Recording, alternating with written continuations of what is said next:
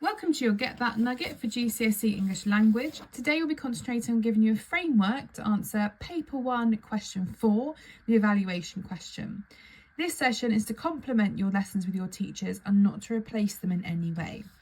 The purpose of this nugget is to show you how to respond to this question. So in the previous nugget we looked at the question and we looked at the approach to the question, and I gave you the advice of trying to find your 4 golden ideas, and we also looked at what the purpose of the question is. So we're looking at how a writer has done something effectively, if they've done something effectively to achieve whatever this student has said. So just a quick recap of the question. The question is, the extract really builds in tension and you can really feel how scared the man is.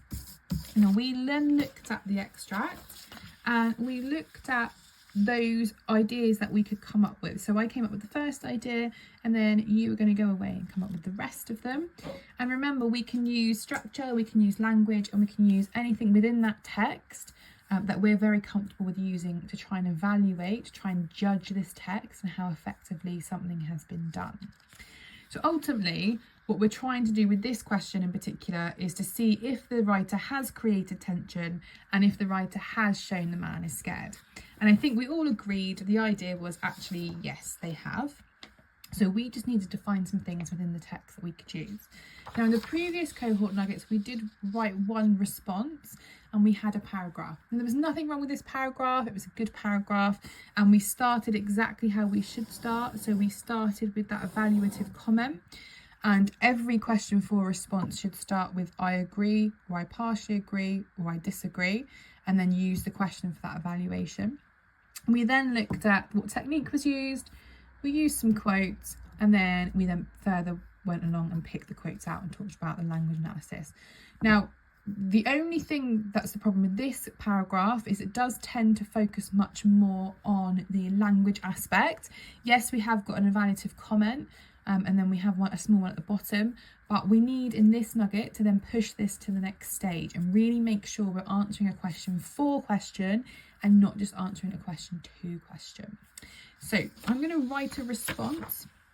I'm going to use the extract that we've had and we've been annotating, and I'm going to write a response and I'm going to show you what that response should look like, and then we'll use the mark scheme to see how our response then flows with the mark scheme and how it links to it.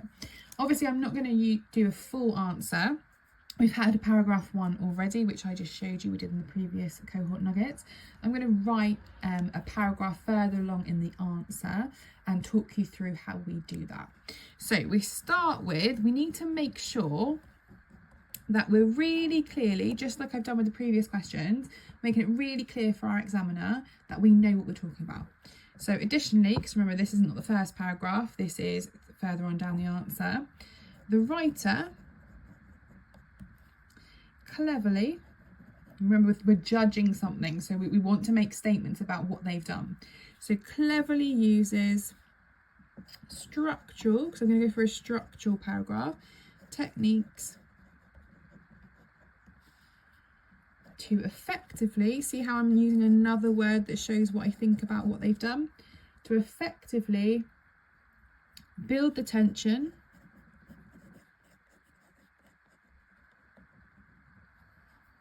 for the reader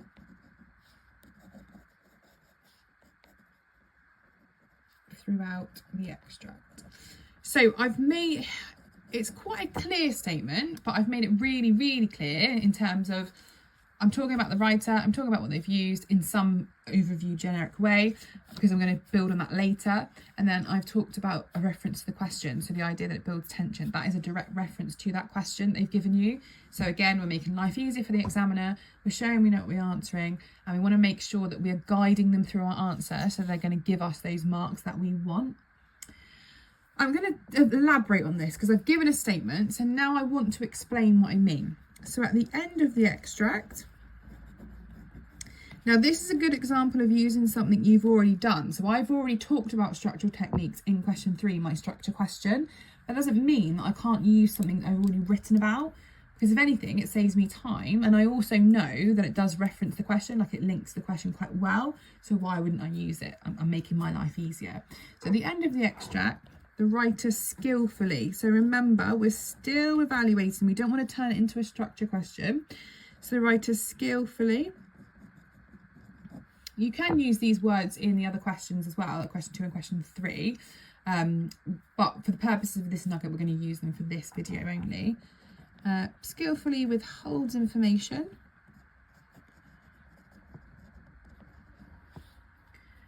from both the reader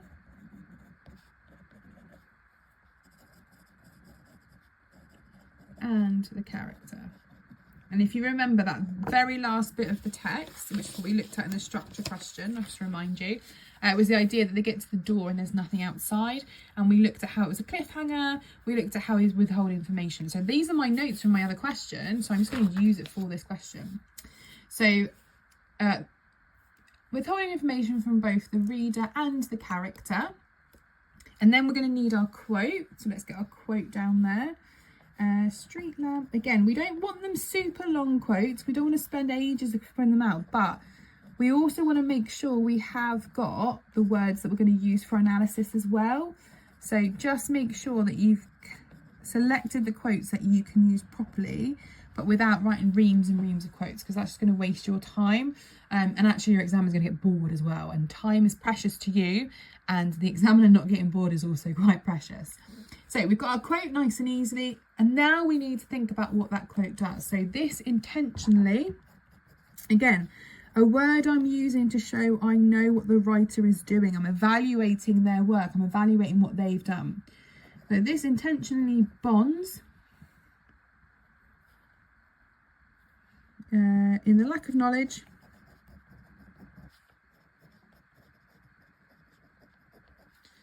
of both the reader. So it's a little bit repetitive, but there is nothing wrong with that if you're using it correctly. So we've already said reader and character before. That's fine. We're still talking about them. So we're talking about the idea that neither of them really know what's going on. So that's creating tension. So in the lack of knowledge of both the reader and the character, and the tension they feel, because they don't know why, and no one's out there. They don't know what's happened. They don't know. They've kind of been left in the dark, and you're the reader. You know, you read it. So we've explained that one. Now we need to take this a step further, because we're obviously aiming for those marks. We want to make sure we've got a secure response here. Now we want to talk about the words within the quote. Again, this is not a language question. We're using a language analysis skill, but we also want to make sure we are evaluating. So when we do the analysis, we have to evaluate with the question. So the use of the adjectives. Let's make sure we use some subject terminology. We want to enhance that answer, don't we? So deserted and quiet. Let's pick some nice ones out of there. Deliberately. So again, we're using those words that shows we know what the writer's doing. They're clever. They're cleverly doing things. So let's use words that we know that we're doing it deliberately. So deliberately creates an eerie emptiness to the character's home, because obviously it's outside the character's home. Remember, you've read the text. So in an exam, you need to show that you've read the text and keep referring back to it, because that's the most important thing. It's a reading paper and these are reading questions. So you need to show that you've read it. To the character's home, where the reader is key here, guys. We need to make sure we're referring to that reader, where the reader would have expected them to see someone. Let's put something as well, because we don't really know what would have turned up if we read the whole text. To someone or something. Okay, so nice and easy. We've picked those words out, but we've linked it back to the reader. Super important that we do that. A little bit more analysis. So the phrase, because we're showing that we're judging this, we're ripping this text apart. We are the judges here. Lamp shone on, portrays a spotlight Isn't that really effective how they do that? She says about the lamp shone on. It's almost like there's a spotlight on the emptiness, and that's such an effective thing. That creates tension. And again, you can link that to the man being scared. But lamp shone on portrays a spotlight onto the emptiness. Further highlighting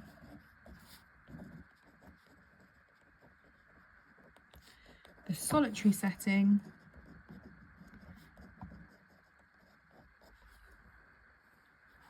around the character's home.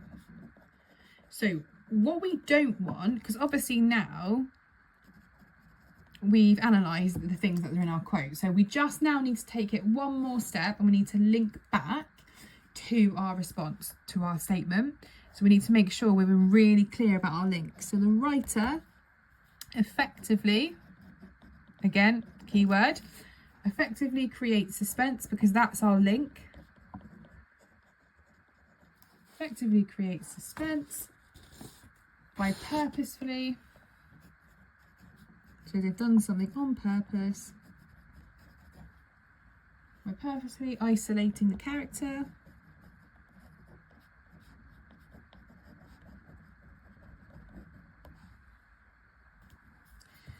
and leaving the reader on a cliffhanger.